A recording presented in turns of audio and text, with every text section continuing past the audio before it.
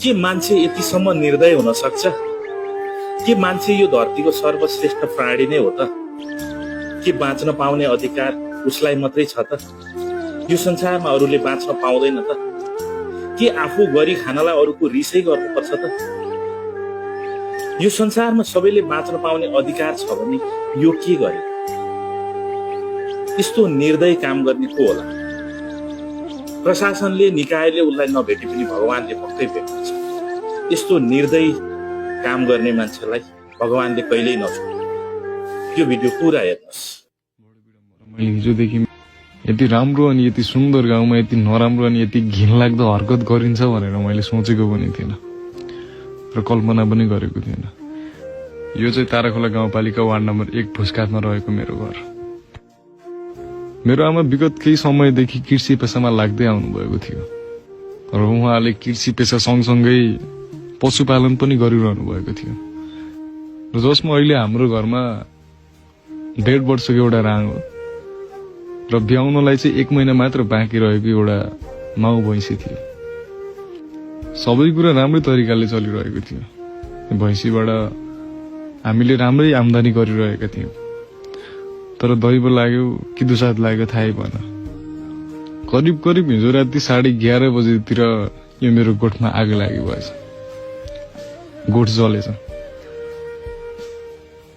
विशेष गरी भनियो भने यो गोठ जलेको होइन, जलाइएको हो। छटङ्ग भन्नुपर्दा, किनभने बिजुली सर्किट भएर लाग्यो होला भन्नुहुन्छ भने अहिलेसम्म मैले गोठमा बिजुली जडान गरेको छैन। भैँसीलाई कुडो फाँडो पकाउँदाखेरि लाग्यो होला भन्नुहुन्छ भने अहिलेसम्म मैले त्यहाँ गोठमा आगो फुक्ने गरेको छैन। जानी जानी लगाइएको आगो हो यो। र यो आगो लागेको कारणले गर्दा मैले 1.5 वर्षको राँगो गुमाउनु पर्यो र ब्याउनलाई 1 महिना मात्र बाँकी रहेको यो भैँसी न मर्नु न बाँच्नु भएको छ। यसको बाहिरी छाला आगलागीमा परेर जलेर पुरै नष्ट नै भइसकेको छ। हेर्ने हो भने एकदम दर्दनाक, एकदम काली लाग्दो पीडा देख्न सकिन्छ। ऊ पनि एउटा आमा नै हो। यसको आँखाबाट बगेको आँसु र शराब त पक्कै तँलाई लाग्नेछ। आगो लागिमा परेर यो बेजवान भैँसीले 2टी आँखा गुमायो। उसको शरीरको बाहिरी बनावटमा एकदमै असर पुगेकोले न पानी पिउन सक्ने न त घाँस खान सक्ने अवस्थामा छ।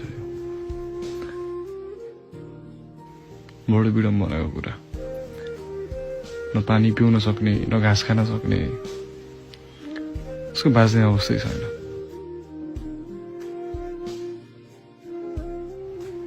आमालाई मैले बारम्बार पोखरा लैजाने क्रममा पनि म जान्न, म यही मेरै घरमा केही गर्छु, म यही भैँसी पाल्छु, मलाई त्यही सहारा हुन्छ भनेर बसिराख्नु भएको थियो।